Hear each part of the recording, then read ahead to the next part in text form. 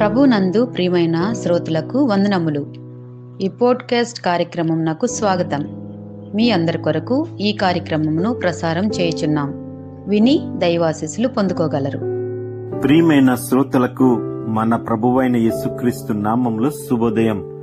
శ్రోతలారా, బాగున్నారా?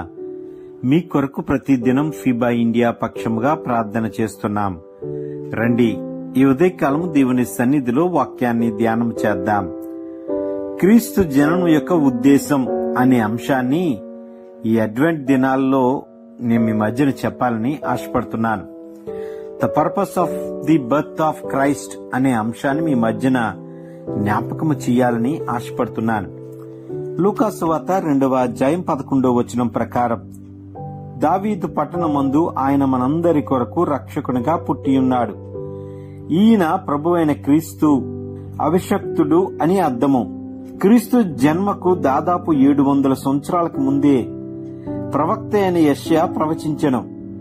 కన్యక గర్భవతి అయి కుమారుని కని ఆయనకి ఇమ్మానుయేలు అని పేరు పెట్టుదురని ప్రవచించెను. ఇది ఎంతో స్పష్టముగా ఖచ్చితంగా ఉన్నది. మనకొక శిశువు పుట్టెను, మనకొక కుమారుడు అనుగ్రహింపబడును అన్నదియే ఈ ప్రవచన సారము. అలాగునే ఆయన బెత్లెహేములో జన్మిస్తాడని మీకా ప్రవక్త మీకా 5:2 అనేక ఏండ్ల క్రితటే వ్రాసాడు, ప్రవచించాడు. బెత్లెహేము యెరూషలేముకు 5 మైళ్లు దూరం, 5 miles 8 km. ఎఫ్రతా యూదావారి కుటుంబంలో నువ్వు గ్రామమైనను నా కొరకు ఇశ్రాయేలును ఏలబోవాడు నీలో నుండి వచ్చును. ఎఫ్రతా అనే పదానికి అర్థం ఏమిటంటే ఫలభరితమైనది, ఫ్రూట్ఫుల్ అని అర్థము. బెత్లెహేం యొక్క మొదటి పేరు ఎఫ్రాతా. ఆదికాండం 35:19, ఆదికాండం 48:7, రూతు గ్రంథం 4:12, కీర్తన 132:6లో ఈ మాటలు ఎఫ్రాతా కొరకు వ్రాయబడి ఉంటాయి. అట్లే రాహేలు మృతి నొంది బెత్లెహేము ఎఫ్రాతా మార్గమున పాతి పెట్టబడెను. లూకా సువార్త 2:1-6 వరకు ఈ మాటలు వ్రాయబడి ఉంటాయి. ప్రియమైన వారలారా, ఆలోచన చేద్దాం. యేసుప్రభు జననం యొక్క ముఖ్య ఉద్దేశంలో లేఖనాల నెరవేర్పుకి, ప్రవచనాలకి సంపూర్తంగా ఉంచడానికి ఇవి వ్రాయబడ్డాయి. ప్రవచనము ఆదికాండం 3:15లో వ్రాయబడినది కన్యక ద్వారా ఉద్భవించుట. దీని నెరవేర్పు గలతీ 4:4లో ఉన్నది. రెండవ ప్రవచనము యెషయా గ్రంథము 9:7, సర్వకాలము దావీదు వంశంలో జన్మించెను. మత్తయి సువార్త 1:1 ప్రకారం. మీకా 5:2లో పుట్టుక ప్రదేశము గురించి, మత్తయి సువార్త 2:2లో నెరవేర్పు. ప్రవచనం యెషయా గ్రంథం 7:14, కన్యక ద్వారా పుట్టుక, మత్తయి సువార్త 1:18లో. హోషే గ్రంథం 11:1లో ఐగుప్తు నుండి పిలువబడుట, నెరవేర్పు, మత్తయి సువార్త 2:14-15 ప్రకారం.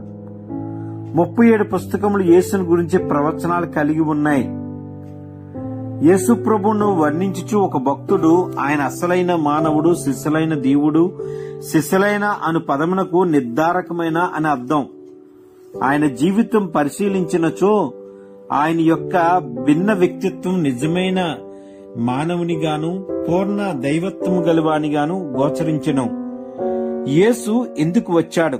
ఇది అందరిలో మెదిలే ప్రశ్న, చాలా మంది అడుగుతూ ఉన్న ప్రశ్న. అందుకే లూకా సువార్త 19:10లో దేవుడు మనకి ఆన్సర్ చూపిస్తున్నాడు. నశించిన నిన్ను నన్ను రక్షించడానికి ఆయన వచ్చాడు. రెండవది, యేసు ఏమి ఇచ్చాడు? రోమేలు రాసిన పత్రిక 6:23లో ఉన్న మాట, నిత్య జీవనాన్ని ఇవ్వడానికి ఆయన నీకు నాకు ఇవ్వడానికి ఆయన సిద్ధంగా ఉన్నాడు. మూడవది, యేసు ఏమి తెచ్చాడు అంటే లూకా సువార్త 2:10లో ఉన్న మాట, ఆనందము, ఆశీర్వాదం, మహాసంతోషం. ఈ 3 విషయాల ద్వారా దేవుడు అద్భుత రీతిగా మాట్లాడుతూ ఉన్నాడు. ప్రియమైన వారలారా, ఆలోచన చేద్దామా? యేసు నశించిన నిన్ను నన్ను రక్షించడానికి వచ్చాడు. యేసు మనకు నిత్య జీవాన్ని ఇవ్వడానికి వచ్చాడు. యేసు ఏం తెచ్చాడంటే మన జీవితాల్లో, కుటుంబ విషయాల్లో ఆనందం, ఆశీర్వాదం, మహా సంతోషం ఇవ్వడానికి దేవుడు మన మధ్యకి రాబోతున్నాడు. ఆలోచన చేద్దామా? అద్భుత రీతిగా దేవుడు వాక్యం మనతో మాట్లాడుతుంది.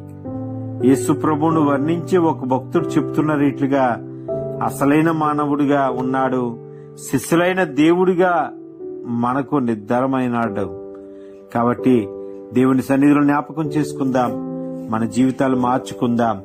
యేసు క్రీస్తు యొక్క జననం ఉద్దేశాన్ని తెలుసుకొని మనము పవిత్రతతో ఆయన కొరకు ఎదురు చూసేవారిగా ఉండాలన్నదే ఈ ఉదయకాలం దేవుడు మనతో మాట్లాడుతున్నాడు. అతి రీతిగా దేవుడు మనందరితో మాట్లాడే రీతిగా ప్రార్థన చేసుకుందాం. ఈ కార్యక్రమమును గూర్చి మీ సలహాలు మరియు మీ ప్రార్థనా అవసరతల కొరకు మమ్మను సంప్రదించవలసిన మా ఫోన్ నంబర్ 9485585039 మరియు ఈమెయిల్ ఐడి info@fibaonline.org. మా ఫోన్ నంబర్ మరొకసారి 9480585039. Email ID info@fibaonline.org.